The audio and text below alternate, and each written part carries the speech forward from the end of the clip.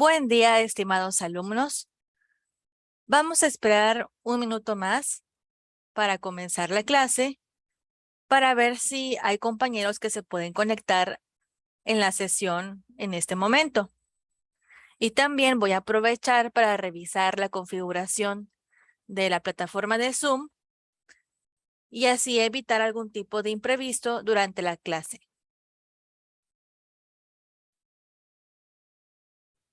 En un momento iniciamos.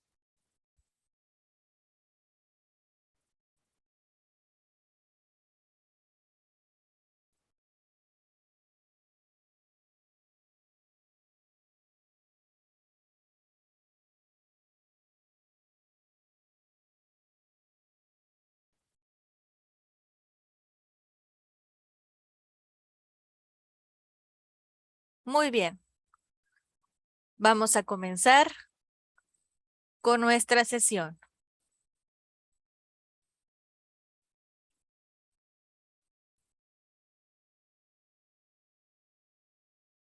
Bienvenidos a la clase de Principios y Procedimientos Contables por parte de la Universidad Santander.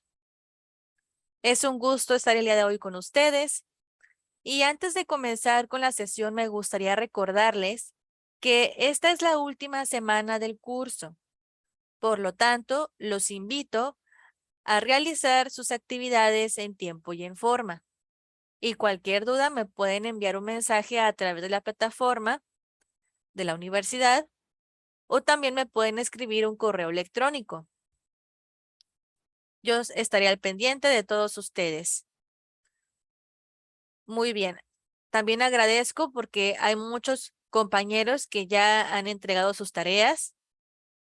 En estos días voy a estarlos revisando sus actividades y para todos aquellos que todavía les falta realizar sus actividades, por favor, entréguenlas a la brevedad posible para poder evitar algún tipo de contratiempo y que les pueda perjudicar en su calificación. Sí, recuerden que las tareas son muy importantes para poder aprobar la asignatura. Dicho esto, vamos a dar inicio con la sesión de la materia de principios y procedimientos contables. Introducción a la clase del día de hoy. Muy seguramente en algunas otras materias de contabilidad ustedes han visto cuál es el objetivo principal de esta materia de contabilidad financiera. Y bien, el objetivo principal es generar y comunicar información útil de tipo cuantitativo para la oportuna toma de decisiones de los diferentes usuarios internos y externos de una organización económica. Los contadores y los administradores financieros elaboran los estados financieros. Y los estados financieros contienen información cuantitativa porque estamos hablando de dinero. Y con esta información, los jefes, los gerentes y los altos directivos toman decisiones. Primero la analizan y revisan cómo está la situación financiera de la empresa. Ellos ven si la empresa está marchando de forma correcta o si a lo mejor la empresa se encuentra en números rojos. Entonces, con base en lo que ellos analicen y observen en los estados financieros, ellos toman decisiones en beneficio de la compañía. Porque en los estados financieros se puede reflejar la situación. Es decir, si por ejemplo se observa que se tienen muy buenos ingresos, bueno, la empresa puede decidir qué hacer con ellos. Si tienen excedente, lo pueden, por ejemplo, guardar o repartir con los socios o a lo mejor invertir en algún proyecto.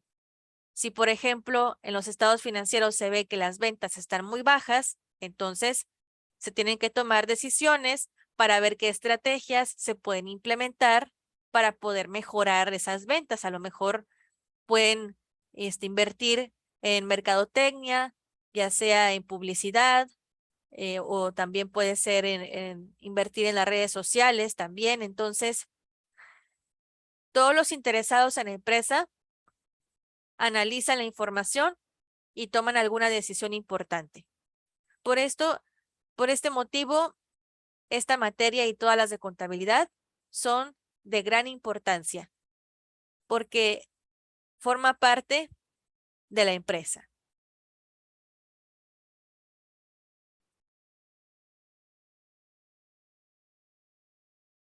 Muy bien. En el 2004, el Consejo Mexicano para la Investigación y Desarrollo de Normas de Información Financiera, mejor conocido como la CENIF, creó las normas de información financiera.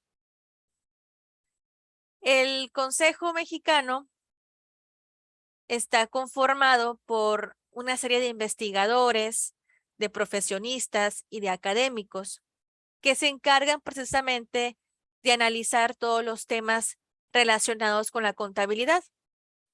Entonces, con base en su estudio y análisis, ellos elaboran una especie de manual que se llama Normas de Información Financiera y ahí anotan todos los principios y todas las reglas que se deben de seguir en cuanto a la materia de contabilidad.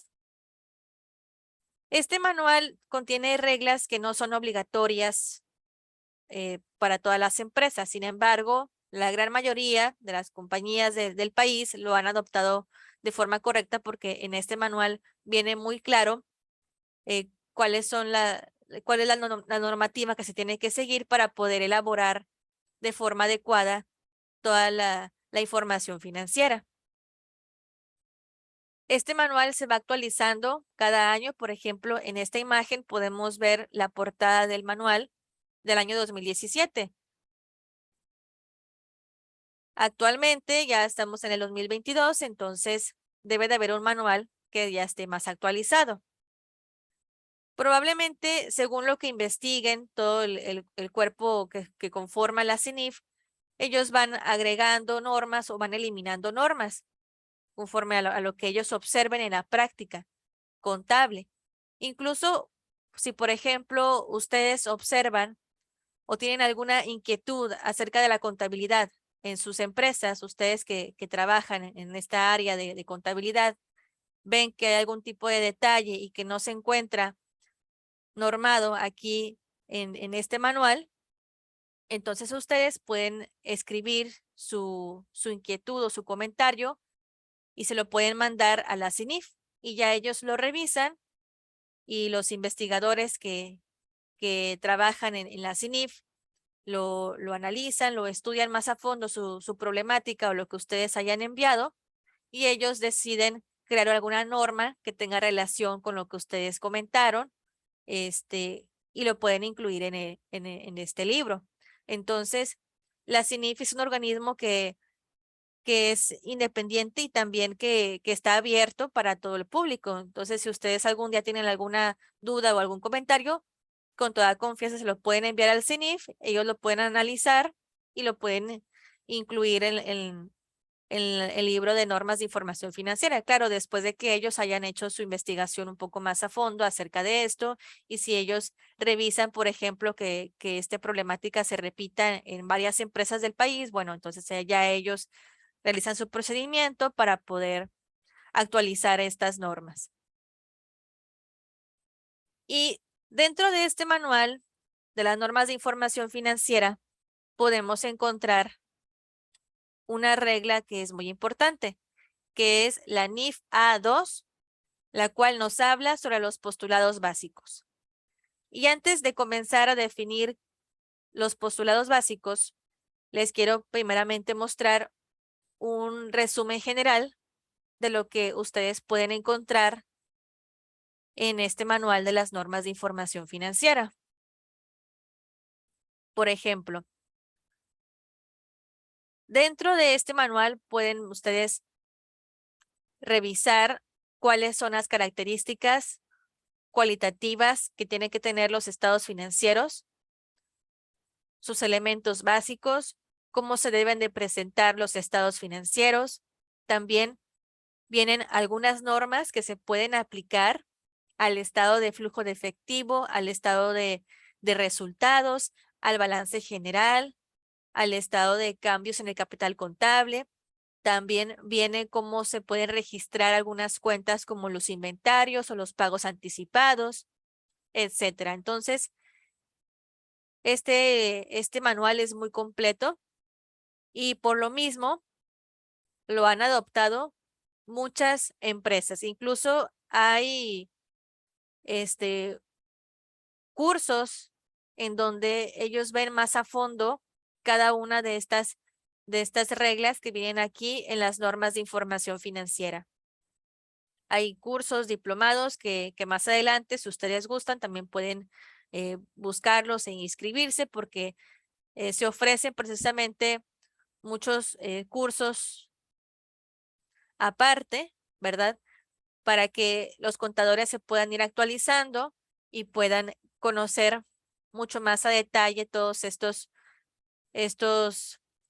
reglas, ¿verdad? Y en el día de hoy nos vamos a enfocar en la NIF A2 porque habla sobre los postulados básicos. Y en sus tareas, me parece que en la tarea 5, 6 y 7, ustedes deben de definir cada uno de estos postulados. Entonces, vamos a revisarlos con detalle en la clase del día de hoy. Bien, ¿qué son los postulados básicos de la información financiera? Los postulados básicos de la información financiera constituyen la base principal sobre la cual se procede el registro de las transacciones de la empresa y también se deben tomar en cuenta en el momento de estar generando los estados financieros. ¿Sí? ¿Por qué? Porque son una serie de supuestos que son generalmente aceptados sobre los que se basa el proceso de elaboración de la información financiera. Entonces, tenemos que tener siempre en mente estos postulados al momento de estar realizando alguna actividad contable. Y los postulados básicos se pueden dividir en dos categorías. Hay unos postulados que hablan acerca de la propia empresa y hay otros postulados que establecen las bases para el reconocimiento contable de las operaciones de la compañía. Entonces, vamos a ver cada uno de ellos con detalle en este momento. Vamos a comenzar a definir la sustancia económica. Primero les voy a leer lo que viene en el manual, ¿sí? La definición exacta como viene en las normas de información financiera y posteriormente se las voy a explicar con otras palabras un poco más sencillas para su comprensión. Sustancia económica, vamos aquí a revisarla.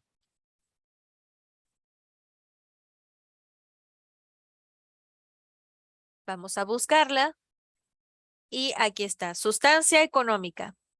¿Qué nos dice el manual? Dice, la sustancia económica debe prevalecer en la delimitación y operación del sistema de información contable, así como en el reconocimiento contable de las transacciones, transformaciones internas y otros eventos que afectan económicamente a una entidad. ¿Sí? Aquí viene nuestro postulado básico de sustancia económica. Ahora bien, ¿qué significa esto? Significa que tenemos que registrar contablemente todas las transacciones de la empresa de forma correcta. Debemos de basarnos en su naturaleza más que en la forma jurídica en la que se está concretando. ¿A qué me refiero con esto? A que tenemos que registrar en los libros contables todo lo que está pasando en la empresa. Por ejemplo, si la empresa está vendiendo alguna mercancía, bueno, hay que registrarlo y cómo es que se está vendiendo. Si el cliente nos va a pagar de contado o nos va a pagar con una transferencia o nos va a pagar con un cheque o nos va a pagar, por ejemplo, con a plazos, ¿verdad? Entonces, todo lo que está pasando tenemos que registrarlo correctamente. Si estamos comprando, si estamos vendiendo, si estamos adquiriendo algún préstamo, todo lo que pase en la empresa se debe de registrar en los libros de contabilidad. Y para poderlo registrar correctamente tenemos que aprendernos muy bien las cuentas, ¿sí? Todas las empresas tienen un catálogo de cuentas. Entonces, en ese catálogo de cuentas vienen, vaya la redundancia, las cuentas que se deben de utilizar al momento de estar preparando la información financiera. Y para poder seleccionar la cuenta correcta, tenemos que analizar muy bien lo que está pasando. Sí, sí, por ejemplo, yo como empresa le compré mercancías a mi proveedor. Bueno, entonces la cuenta que se va a utilizar es una que trate sobre la entrada de mercancías a la empresa y también hay que registrar cómo es que le vamos a pagar al proveedor por esas mercancías. Y a lo mejor, como les comentaba, puede ser por efectivo o a lo mejor a crédito o con un cheque, etcétera. Entonces, cualquier transacción tiene que registrarse correctamente según su naturaleza. De eso es lo que trata la sustancia económica. Todo tiene que estar correctamente en los libros de contabilidad. Siguiente postulado es la entidad económica. Vamos a leer la definición que viene en el manual.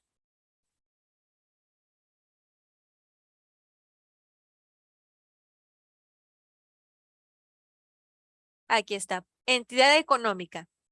La entidad económica es aquella unidad identificable que realiza actividades económicas constituida por combinaciones de recursos humanos, materiales y financieros, conducidos y administrados por un único centro de control que toma decisiones encaminadas al cumplimiento de los fines específicos para los que fue creada. La personalidad de la entidad económica es independiente de la de sus accionistas, propietarios o patrocinadores. Muy bien. En otras palabras, ¿qué significa este postulado básico? Significa que la empresa es totalmente independiente de sus dueños y accionistas, ¿sí? Aquí el objetivo de este principio es evitar la confusión de las operaciones económicas que celebre la empresa con alguna otra organización o individuo. Realmente la empresa es como si fuera otra persona aparte, ¿sí? Si yo, por ejemplo, tengo una empresa, yo soy su fundadora y yo me compro una casa para mí, yo no voy a registrar la compra de la casa en los libros de contabilidad de la empresa SADCB. Si yo no lo puedo mezclar porque esa casa es para mí, no es para la empresa. Entonces, hay que saber separar muy bien cuáles son los recursos del dueño con los recursos de la empresa. No se pueden mezclar porque son totalmente independientes. Todos mis gastos personales, si yo me compro ropa o me compro alguna propiedad o algún automóvil, todo, todo va a ser mío, no es de la empresa, ¿sí? En cambio, si la empresa compra a lo mejor un tráiler porque lo ocupa para sus mercancías, bueno, ahí sí tengo que registrar la compra de ese tráiler, en los libros de contabilidad de la propia empresa. ¿Sí? Entonces hay que saber separar muy bien los bienes que pertenecen al dueño con los bienes de la empresa. No se pueden mezclar porque son totalmente independientes. A eso es lo que se refiere este postulado. La empresa es autónoma, es independiente y debe de ser tratada como tal, como si fuera otra persona muy diferente. Si no, no podemos mezclar la contabilidad de la empresa con la de los dueños o accionistas de la compañía. Siguiente principio, negocio en marcha. Vamos a revisar el manual, qué es lo que nos dice sobre este postulado. Negocio en marcha. La entidad económica se presume en existencia permanente dentro de un horizonte de tiempo ilimitado, salvo prueba en contrario, por lo que las cifras en el sistema de información contable representan valores sistemáticamente obtenidos con base en las NIF. Muy bien. Este postulado significa que la empresa es permanente, ¿sí? No tiene un fin, un límite o un fin, salvo que se demuestre lo contrario y la empresa pues demuestre no tener buenas ganancias y que está en proceso de quiebra o en liquidación, ¿sí? Pero normalmente cuando un emprendedor crea su propia empresa es porque quiere que la empresa prospere y siga por muchos años, por unos 50, 100 años, para toda la vida. Eso es lo ideal, ¿verdad? Que uno cree un negocio que sea próspero y que siga creciendo con el paso del tiempo. Entonces, se supone que todos los negocios deben de estar en marcha, deben de seguir su rumbo por siempre. Pero pues claro que a veces hay situaciones que obligan a los negocios a cerrar. Entonces, bueno, ahí ya no sería negocio en marcha, pero como principio general, mientras el negocio esté operando normalmente y mientras el negocio esté generando ganancias, el negocio puede seguir sin ningún problema. Entonces, a esto se refiere este principio de negocio en marcha. Y estos tres principios que acabamos de ver nos hablan acerca de la empresa, tratan sobre la empresa. Ahora vamos a empezar a ver los principios que establecen las bases para cuantificar las operaciones y su presentación en los libros de contabilidad. El postulado de devengación contable. Vamos a ver qué significa según el manual de las normas de información financiera. Dice, los efectos derivados de las transacciones que llevan a cabo una entidad económica con otras entidades, de las transformaciones internas y de otros eventos que le han afectado económicamente, deben reconocerse contablemente en su totalidad en el momento en el que ocurra, independientemente de la fecha en que se consideren realizados para fines contables.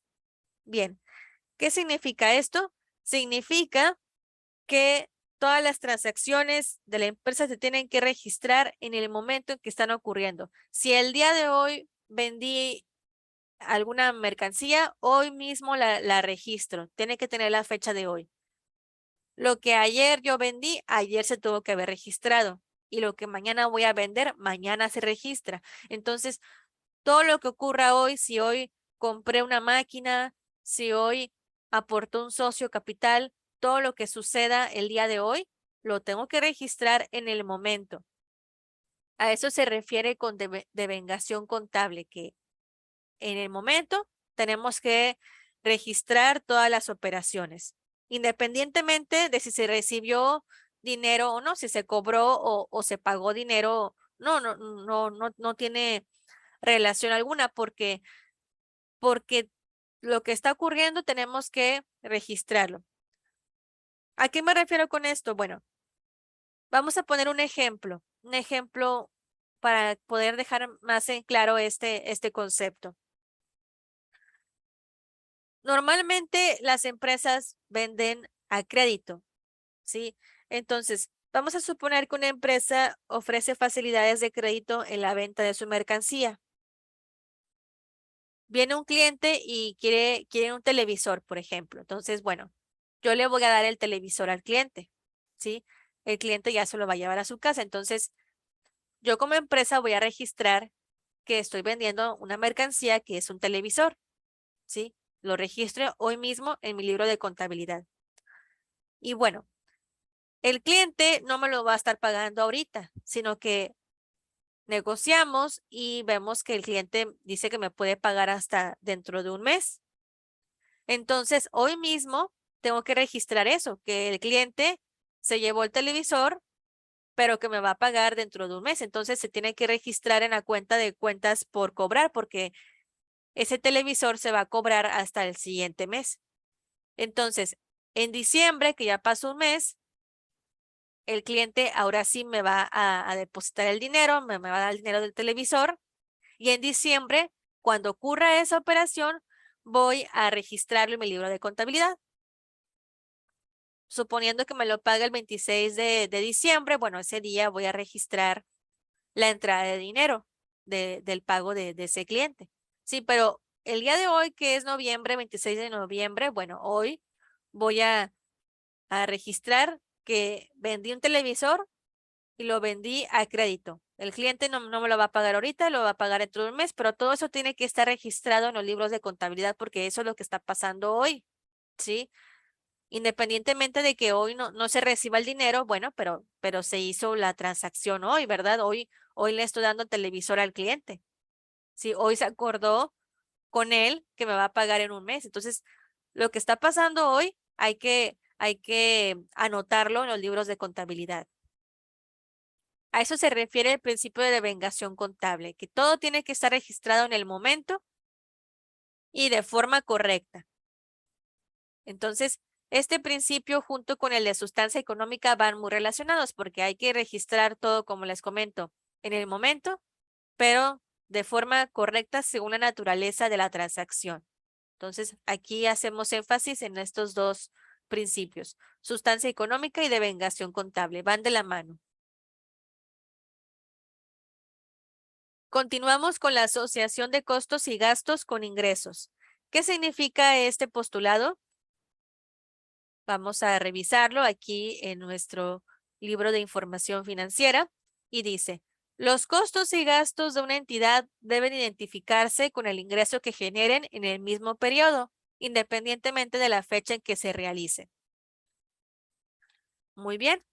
En otras palabras, tenemos que tener un control de todos los costos y gastos que está incurriendo la empresa contra los ingresos que se están generando.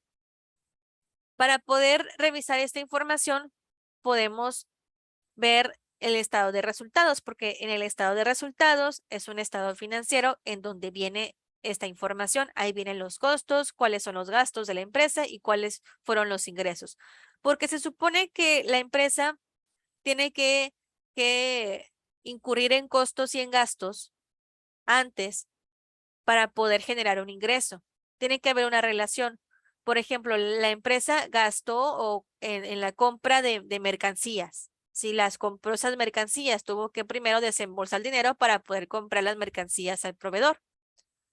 Y con esas mercancías, como las va a vender, entonces le va a generar un ingreso. Entonces, tenemos que tener un control de lo que se está gastando la empresa con los ingresos que se están generando. Sí tienen que haber una relación. Se tuvo que invertir en algo para poder generar ingresos. Se tuvo que comprar, por ejemplo, una máquina nueva para poder producir y poder generar ingresos. Entonces, esto es lo que significa este postulado, que debe de haber una asociación entre lo que le costó a la empresa o los gastos que está haciendo con los ingresos que está generando, ¿sí? Porque no puede haber algún ingreso si la empresa no compró antes mercancías o si no gastó, por ejemplo, en publicidad para darse a conocer. Entonces, por eso tienen mucha relación. Primero la empresa gasta en algo para poder generar beneficios o ingresos. Y todo esto debe demostrarse en los libros de contabilidad y, como les comento, especialmente en el estado de resultados. Valuación. ¿Qué significa este postulado? Significa que los efectos financieros derivados de las transacciones, transformaciones internas y otros eventos que afectan económicamente a la entidad deben cuantificarse en términos monetarios. ¿Sí? Las finanzas son números, es dinero, estamos hablando de dinero, entonces toda la información financiera tiene que estar en términos cuantitativos. Tenemos que evaluarlo en términos monetarios. Dualidad económica. ¿Qué significa este postulado? Significa que la estructura financiera de una entidad económica está constituida por los recursos de los que se dispone para la consecución de sus fines y por las fuentes para obtener dichos recursos, ya sean propias o ajenas. Fray Luca Pacioli es el padre de la contabilidad, ¿sí? Y él escribió un libro que se llama Suma Aritmética. Y en ese libro él propuso este concepto de la dualidad económica, que quiere decir que a todo cargo le corresponde un abono. ¿Qué significa esto? Que cuando nosotros realicemos los asientos contables, tenemos que afectar a dos cuentas mínimo. Pueden ser dos o más cuentas, pero tienen que ser siempre dos. ¿Por qué? Porque si la empresa tiene recursos, es porque los obtuvo de alguna manera. Entonces hay que registrar todo. Si, por ejemplo, la empresa tiene dinero, generó dinero, bueno, ¿y de dónde provino ese recurso? ¿Provino a lo mejor de una venta o provino a lo mejor porque pidió un préstamo en el banco y pues si pide un préstamo en el banco, pues le entra dinero para la empresa? Entonces, o también puede ser porque un socio aportó dinero a la empresa. Entonces, hay que notar las dos partes. Bueno, ingresó dinero a la empresa, pero ¿cómo ingresó ese dinero? ¿Cómo sucedió eso? Ah, bueno, fue por un préstamo bancario que se pidió. Ah, bueno, entonces hay que registrar también ese préstamo como pasivo, ¿sí?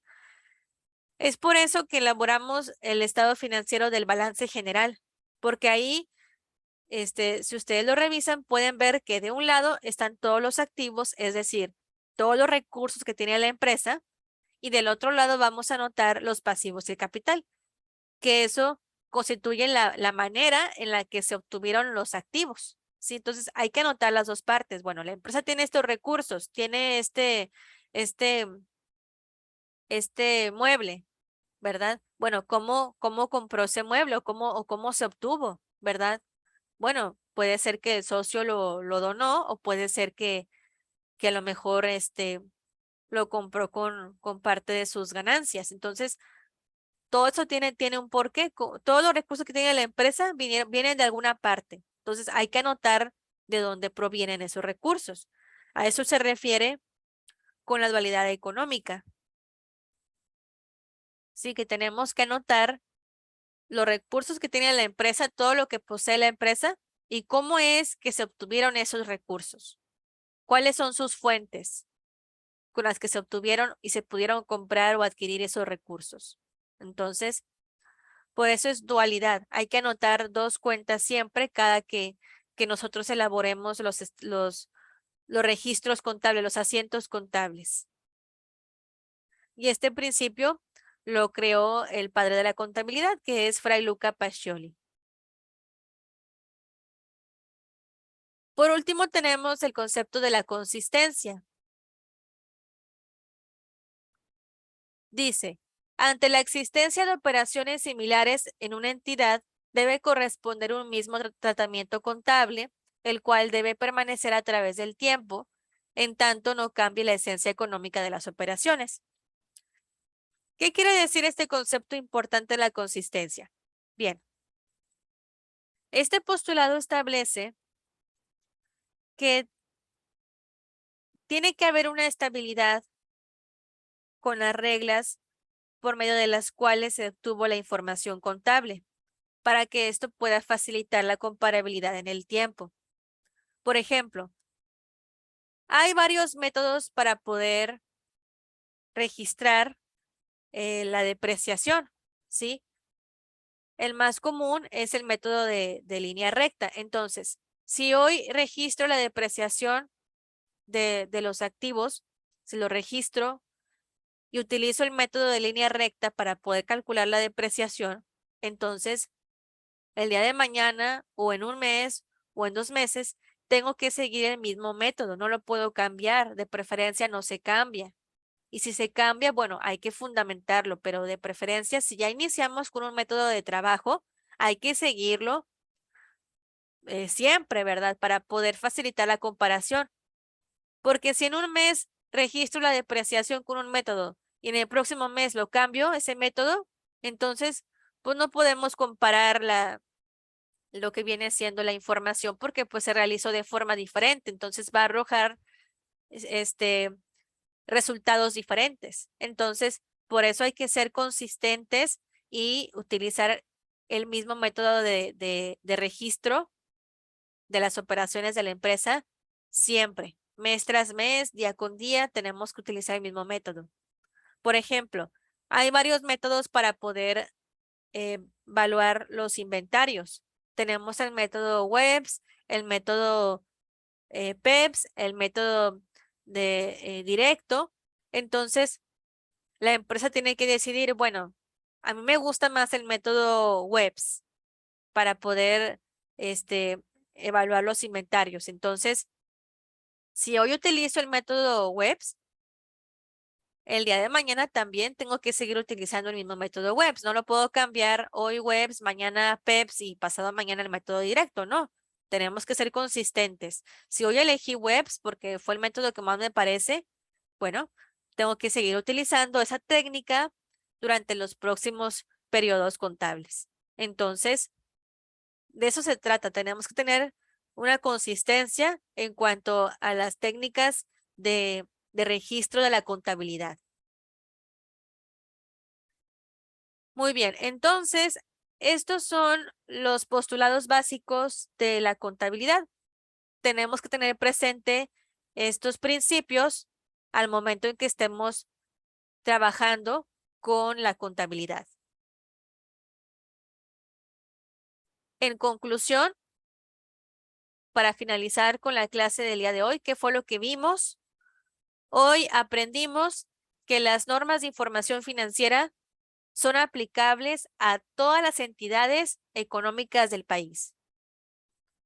A pesar de que no son obligatorias, muchas empresas de todo el país, la gran mayoría, por decir un 99%, las implementan. Porque el manual de las normas de información financiera viene muy específico y muy claro cómo es que se deben de registrar las operaciones contables. Por tal motivo, es de suma importancia que los profesionales de la contabilidad conozcan los postulados básicos para que puedan llevar a cabo la correcta integración y análisis de la información financiera que permita tomar buenas decisiones empresariales. Muy bien, con eso terminamos nuestra sesión del día de hoy. Les agradezco mucho su atención y les deseo mucho éxito en sus actividades. Muchas gracias.